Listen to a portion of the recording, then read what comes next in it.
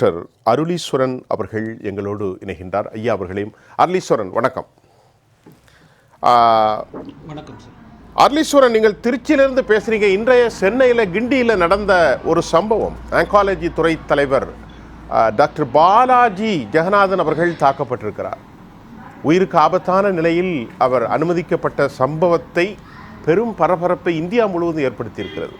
மருத்துவர்கள் போராடுகிறார்கள். டாக்டர் அருளீஸ்வரன், நீங்கள் எப்படி பார்க்குறீங்க? வணக்கம் சார். வணக்கம் சார். வணக்கம். இந்த சம்பவம் எங்களுக்கு வணக்கம் சார், மிகப்பெரிய அதிர்ச்சியை ஏற்படுத்தியிருக்கு சார். இது பல விதமான செயல்களின் வெளிப்பாடு. இது இன்றைய சம்பவம் அவர் அந்த அந்த டாக்டருக்கு நடந்த விஷயம், அந்த கத்தி குத்து என்பது, அந்த கத்தியை அவர் ஒருவர் பிடித்திருந்தாலும் சார் பேசுங்க. பலர் நூற்றுக்கணக்கானவர்கள் நீங்க தொடர்ந்து பேசுங்க. உங்க கணக்கு நல்ல தெளிவா கேக்குது. நீங்க தொடர்ந்து பேசிக்கிட்டே இருங்க. சரி, தேங்க்யூ சார். நூற்றுக்கணக்கானவர்கள் அதை கண்ணுக்கு தெரியாமல் பிடித்துக் கொண்டிருந்தார்கள். குறிப்பாக மருத்துவர்கள் சரியாக வேலை செய்வதில்லை, மருத்துவர்கள் நேரத்திற்கு போவதில்லை, மருத்துவர்கள் வேலையை செய்வதில்லை என்று மருத்துவர்களை பற்றி, மருத்துவமனைகளை, அரசு மருத்துவமனை பற்றி ஒரு தவறான எண்ணம் கட்டமைக்கப்பட்டு வந்தது. குறிப்பாக யார் வேண்டுமானாலும் மருத்துவமனைக்கு வரலாம், மருத்துவமனையில் ஒரு வீடியோ எடுக்கலாம் என்ற ஒரு நிலை, இதையெல்லாம் இந்த நிகழ்வுக்கு ஒரு பின்புலமாக இருந்திருக்க வாய்ப்புள்ளது. டாக்டர் சொல்லுங்க. டாக்டர், இப்போ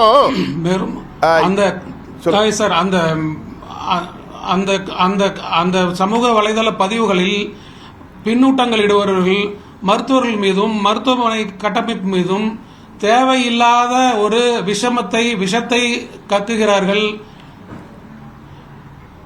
இதற்கு முக்கியமான காரணமாக நாங்கள் நினைப்பது, 8 கோடி மக்களுக்கு உள்ள சேவையை வழங்கக்கூடிய அரசு மருத்துவர்களுடைய எண்ணிக்கையை அதிகரிக்க வேண்டும். தற்போது உள்ள காலி பணியிடங்களை நிரப்ப வேண்டும். குறிப்பாக மருத்துவர்கள், செவிலியர்கள், மருத்துவ பணியாளர்கள் இவர்களுடைய பணியிடங்களை நிரப்ப வேண்டும்.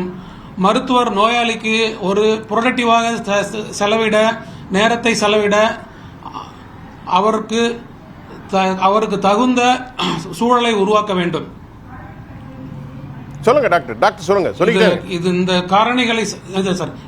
இந்த காரணிகளை சரி செய்தால்தான் அரசு மருத்துவமனைகளில் சூழல் சரியாக இருக்கும். குறிப்பாக இன்றைய மருத்துவருக்கு நடந்த விஷயம் பாத்தீங்கன்னா, அவர் ஒரு புற்றுநோய் மருத்துவர். ஆமா. மருத்துவமனையில் சென்சிட்டிவான இடங்கள் என்று சொல்லப்படுவது மகப்பேறு இடம், அவசர சிகிச்சை இடம். ஆனால் இன்று இந்த கொலை முயற்சி நடந்த இடம் ஒரு புற்றுநோய் மருத்துவத்தினுடைய ஒரு புறநோயாளி பிரிவு. புற்றுநோயாளிகள் உண்மையான கள நிலவரப்படி அவர்களுக்கு அவருடைய தன்மை தெரியும், புற்றுநோயின் வீரியம் என்ன என்று அவர்களுக்கு தெரியும். இத்தனை அறிந்த ஒரு நோயாளியுடைய உறவினர் இந்த அளவுக்கு அவர்களுடைய கோபத்தை வெளிப்படுத்துகிறார்கள் என்றால், மற்ற துறைகள் இன்னும் எவ்வளவு சென்சிட்டிவாக இருக்கும் என்று ஒரு சாம்பிளாக சொல்கிறேன். இருக்கக்கூடிய துறைகளிலேயே ஒரு சென்சிட்டிவ் குறைவான துறையில் இத்தகைய கொலை முயற்சி நடந்துள்ளது. டாக்டர் அருளீஸ்வரன், எனவே நாங்கள் மருத்துவமனைகளை பாதுகாக்கப்பட்ட சார் உங்கள்கிட்ட என்ன, இப்ப சென்னையில பிரதானமான காவல்துறையினுடைய தலைமையகம், சட்ட ஒழுங்கு, மாநில அமைச்சகம், மருத்துவர்களுடைய எல்லா வசதிகளும் இருக்கக்கூடிய கிண்டி பன்னோக்கு அரசு, பன்னோக்கு மருத்துவமனை. இப்ப இங்கே இந்த மாதிரியாக சட்ட ஒழுங்கு பிரச்சனை உலகில் மிகப்பெரிய நகரங்களில் ஒன்றாக வாழ தகுதியான நகரமாக இருக்கக்கூடிய, மிக இன்டர்நேஷனல் ஏர்போர்ட் பக்கத்தில் இருக்கு, ஷிப்காட் பக்கத்தில் இருக்கு, யூனிவர்சிட்டிகள் பக்கத்தில் இருக்கு. அப்படிப்பட்ட ஒரு நகரங்களில் பட்ட பகல்ல ஆயிரக்கணக்கான மக்கள் கூடுகிற இடத்தில் டாக்டர் பாலாஜி கொலைவெறி தாக்குதலுக்கு உள்ளாக்கி உயிர் தப்பி இருக்கிறார். இன்னும் கூட அவர் அபாய கட்டத்தில் 8 மணி நேரம் ஆக வேண்டும் என்று சொல்லப்படுகிறது. அப்படி என்றால் ஒட்டுமொத்தமாக தமிழ்நாட்டினுடைய நிலைமை எப்படி இருக்கு, மருத்துவர்கள், செவிலியர்கள், மற்ற விவகாரங்களை நீங்க எப்படி பார்க்குறீங்க அருளீஸ்வரன்? ஒரு பாதுகாப்பற்ற ஒரு அச்ச உணர்வில் தான் எல்லாரும் இருக்கிறாங்க சார். இது நீங்க சொன்ன மாதிரி அனைத்து வசதிகளும் இருக்கக்கூடிய ஒரு நகரத்தில் இந்த நிகழ்வு நடந்ததால் அவரை காப்பாற்ற முடிந்திருக்கிறது. அவர் இன்னும் அபாய கட்டத்தை தாண்டவில்லை.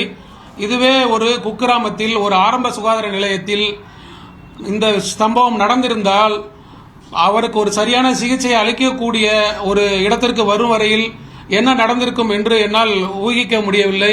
அதை ஊகிப்புக்கு போனாலே எனக்கு கைகள் நடுங்குகிறது. ஓ ஓ ஓ ஓ சரி. டாக்டர் அருளீஸ்வரன், இப்பொழுது உங்கள்கிட்ட முக்கியமான கேள்வி, போதிய மருத்துவர்கள் இல்லை. 23,000த்திற்கு மேற்பட்ட மருத்துவர்கள் பணியிலே இல்லை. ஆனால் தகுதி வாய்ந்த உங்களை போன்ற பட்ட மேற்படிப்பு சம்பந்தப்பட்டவர்கள் எல்லாம் இருந்த போதும் செவிலியர்கள் இல்லை. கான்ட்ராக்ட் பேஸ் ஊழியர்களுக்கு மிக குறைந்த சம்பளம் 7,500 ரூபா 8 மணி நேரம் ஒர்க் பண்ணா. அப்படி இருக்கும்போது சர்வேலன் கேமராக்கள் கூட அங்கே சரியாக பதிவு செய்யப்படவில்லை. ஒரு நோயாளிக்கு பல நோயாளிகள் உள்ள வர்றாங்க. கடந்த வாரம் நான் அந்த மருத்துவமனைக்கு சென்றிருக்கிற போது நார்த் இந்திய ஊழியர்கள் மேலே வந்து தங்கியிருந்ததாகவும் கூட எனக்கு தகவல் கிடைத்தது.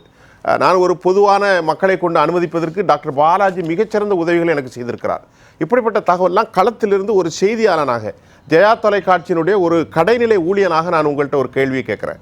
என்ன சார் ஏற்பட்டிருக்கிறது? இதுக்கு அடுத்த கட்ட தீர்வு என்ன? இந்த சம்பவத்திற்கு பின்னணி காரணிகளாக நிறைய இருக்குது. அதில் ஒரு சிலவற்றை நான் சொல்றேன். இப்போ நான் குறிப்பாக ஹெல்த் பட்ஜெட்டை இன்க்ரீஸ் பண்ணணும். ஹெல்த் பட்ஜெட்டை இன்க்ரீஸ் பண்றதன் மூலமாக தான் நாங்கள் கேட்கக்கூடிய விஷயங்கள் எல்லாம் செய்ய முடியும். இப்போ இந்திய அளவில் பார்த்தீங்கன்னா ஜிடிபி 1.900 தான் இருக்குது. ஆனால் உலக சுகாதார நிறுவனம் குறைஞ்சபட்சம் 5% ஜிடிபி வேணும்னு சொல்லுது. அதாவது நம்ம நாட்டினுடைய உள்நாட்டு உற்பத்தியில் 5% ஹெல்த்துக்கு ஒதுக்கணும்னு சொல்றாங்க. ஆனா இந்திய அளவில் 1.9 தான் ஒதுக்குறாங்க. ஆனா நம்ம இந்திய அரசாங்கம் என்ன அதுக்கு ஒரு கருத்து வச்சிருக்காங்கன்னா 2025ல் நாங்க ஒரு 2.5% உயர்த்துவோம்ன்ற அளவில் தான் வச்சிருக்கிறாங்க. இது ஒரு பக்கம் இருக்கும்போது ரெகுலர் அப்பாயின்மெண்ட் அப்படின்றது குறைஞ்சு போச்சு. இதுக்கு காரணமா சொல்லப்படுவது 2020ல் வரக்கூடிய ஒரு அரசு ஆணையை சொல்றாங்க. அந்த ஒரு ரெகுலர் அப்பாயின்மெண்ட்டுக்கு தடை செய்யக்கூடிய அந்த ஆணையை விலக்கிக்கணும் அப்படின்னு கேட்கிறோம். எந்த அப்பாயின்மெண்டா இருந்தாலும் குறிப்பா இந்த மாதிரி ஒரு மக்களுடைய உயிர் காக்கும் துறையில ஒப்பந்த அடிப்படையில் இல்லாம காலமுறை ஊதியத்தில் தான் நியமிக்கணும்னு கேட்கிறோம். குறிப்பா டிஸ்ட்ரிக்ட் ஹெல்த் சொசைட்டி மூலமா எந்தவித அப்பாயின்மெண்ட்டும் செய்யவே கூடாது அப்படின்னு கேட்டுக்கிறோம். ஒப்பந்த அடிப்படையில் பணிபுரிகிற ஒரு ஊழியர்கிட்ட ஒரு அர்ப்பணிப்புன்றது குறைவா இருக்கும். இன்னொன்னு அவர்கிட்ட போய் கேள்வியும் கேட்க முடியாது. குறைந்த ஊதியத்தை வேலை செய்யற ஒருத்தர் வேற ஏதாவது ஒரு நல்ல வேலைக்கு ஊதியம் கிடைக்குமா, நல்ல சம்பளத்துக்கு வேலை கிடைக்குமா அப்படின்னு தான் பார்த்துட்டு இருப்பாரு. அதே போல 2012ஆம் ஆண்டு சட்டசபையில அன்றைய மாண்புமிகு முதலமைச்சர் அவர்கள் ஒரு 110 விதியின் கீழே ஒரு அறிவிப்பை செஞ்சாங்க. அந்த அறிவிப்பை பின்பற்றணும் அப்படின்னு சொல்லி கேட்டிருக்கிறோம். அது என்ன அப்படின்னா, மருத்துவமனைகள் பாதுகாப்புக்கு என்று தனி அறிவிப்பு சீருடை பணியாளர்கள் தேர்வு வாரியம் மூலமாக தனியாக காவலர்களை தேர்வு செய்து அவர்களை மருத்துவமனைகளின் பாதுகாப்புக்கு என்று நியமிக்க வேண்டும் என்று ஒரு அறிவிப்பு கொடுத்திருந்தார்கள். அதனை அமுல்படுத்த வேண்டும். குறிப்பாக இப்ப உதாரணமா திருச்சியில ஒரு ஜிஹெச்ல ஒரு போலீஸ் ஸ்டேஷன் இருக்கு. அது ஜிஹெச் போலீஸ் ஸ்டேஷனுக்கு பல்வேறு பணிகள் இருக்குது. பக்கத்தில் இருக்கக்கூடிய புத்தூர், வயலூர் ரோடு, இங்க இருக்கக்கூடிய சட்ட ஒழுங்கு பிரச்சனையை பார்க்கக்கூடிய பிரச்சனைகள் இருக்கு. அவங்களுக்கு மருத்துவமனையில பாதுகாக்கிறதுக்கு உரிய காவலர்கள் அவங்களுக்கு இல்ல. அதுக்காக இதை சரி பண்ணணும் அப்படின்னா தனிப்பட்ட ஒரு தேர்வு வைத்து தனிப்பட்ட தேர்வு மூலம் காவலர்களை தேர்வு செய்து மருத்துவமனை பாதுகாப்பிற்கென்று செய்ய வேண்டும். இன்னொன்று 2006ஆம் ஆண்டு தமிழக அரசு அறிவித்தபடி ஒப்பந்த பணியே மருத்துவத்துறையில் கிடையாது, அனைத்தும் காலமுறை ஊதியத்தில் தான் என்று ஒரு அறிவிக்கை செய்ய வேண்டும். சரி, ஏற்கனவே உள்ள அரசு மருத்துவமனைகள் பாதுகாப்பு சட்டத்தினை அமல்படுத்த வேண்டும். அந்த பாதுகாப்பு சட்டத்தினை முறையாக அமல்படுத்தினாலே இது மாதிரியான குறைகள் தீரும். சட்டம் 16 ஆண்டுகள் ஆனாலும் இன்னும் 35 வழக்குகள் தான் இந்த சட்டத்தில் பதியப்பட்டுள்ளது. மேலும் தற்பொழுது மருத்துவமனைகளுக்கு வரக்கூடியவர்களுக்கு உள்ள மருத்துவமனையில் சேவைகளை விளக்கி சொல்லக்கூடிய ஒரு மே ஹெல்ப் யூ வரவேற்பறை ஒன்று உள்ளது. செக்யூரிட்டி ஒப்பந்த பணியில் உள்ளார். இவர்களுக்கு ஏதாவது சட்டம் ஒழுங்கு பிரச்சனை ஏற்படுத்தினால் இந்த மருத்துவமனை பாதுகாப்பு சட்டம் அவர்களை பாதுகாக்காது. எனவே மருத்துவமனை பாதுகாப்பு சட்டத்தில் இவர்களையும் உள்ளே இணைக்க வேண்டும். கண்டிப்பாக நிரந்தர பணியாளர்களை நியமிக்க வேண்டும். இருக்கின்ற காலி பணியிடங்களை உடனடியாக நிரப்ப வேண்டும். நன்றி டாக்டர். உங்களுடைய நிறைய விஷயங்களை அரசுக்கு சொல்லியிருக்கீங்க. இது பாலாஜி அவர்களுடைய தாக்குதல் கொலை முயற்சியோடு அல்ல, தமிழ்நாடு முழுவதும் பொதுவாக மருத்துவர்கள் பாதிப்பு, அரசினுடைய கவன ஈனம், குறிப்பாக மருத்துவர்களுக்கு இல்லாத இட விஷயங்கள்லாம் சொல்லியிருக்கீங்க. டாக்டர் அருளீஸ்வரன், ரத்தின சுருக்கமான ஒரே கருத்து, இறுதி சுருக்க இந்த நிகழ்ச்சியினுடைய உங்களுடைய ஒரு கருத்தை வைங்க. என்ன வைக்க போறீங்க? இந்த சம்பவத்திற்கு காரணமான அனைத்து பின்னணிகளையும் சரி செய்யாமல் இன்று வந்த ஒருவர் கத்தி எடுத்து வந்தார் என்பதற்காக மருத்துவமனையிலிருந்து வருபவர்களெல்லாம் கத்தி எடுத்து வருகிறார் என்று பரிசோதிப்பதால் மட்டும் இதை சரி செய்ய முடியாது. சொல்லுங்க. மருத்துவமனையின் சூழலை முன்னேற்ற வேண்டும் என்றால் இதற்கு பின்னணியில் உள்ள பல்வேறு காரணிகளை சரி செய்ய வேண்டும். நேற்று 2 நாளுக்கு முன்பு மயிலாடுதுறையில் பார்த்தோம். ஒரு 4 நோயாளி உறவினர்கள் அவர்களுடைய சந்தேகத்தின் அடிப்படையில் ஒரு போராட்டம் நடத்தினார்கள் என்று உடனே மருத்துவர்களை சஸ்பெண்ட் செய்கிறார்கள். சோ இது சமூகத்திற்கு ஒரு தவறான கருத்தை உண்டு பண்ணுகிறது. அதே மாதிரி யூடியூப், பேஸ்புக் இவங்கெல்லாம் நிறைய அந்த லைக்ஸ் இதுக்காக வாங்குறதுக்காக தவறான கருத்துக்களை போடுறாங்க. இதை நம்ம அரசாங்கம் தடை பண்ணணும். இதை பாக்குற மக்கள் உண்மை நினைச்சுக்கிறாங்க. எல்லா நோயையும் சரி பண்ண முடியும் மக்கள் நினைக்கிறாங்க. சரி பண்ண முடியாத நோய் இருக்குது. எந்த ஸ்டேஜ்ல நோயாளி உறவினர் எப்ப கூட்டிட்டு வராங்கன்னு இருக்கு. அது மாதிரி அவங்க வரக்கூடிய நோயின் நிலை, நோயின் தன்மை இருக்குது. இந்த நோயாளிக்கு இருந்ததே ஒரு எண்ட் ஸ்டேஜ் நோயின்னு சொல்றாங்க. இந்த மாதிரியான நோயாளிகளுக்கு ஆற்றுப்படுத்துவதற்கு ஒரு ஆற்றுநர்களை நியமிக்க வேண்டும். நன்றி. அதே மாதிரி நன்றி சார். உங்களுடைய கருத்துக்கள் நான் பதிவு செஞ்சிருக்கிறேன்.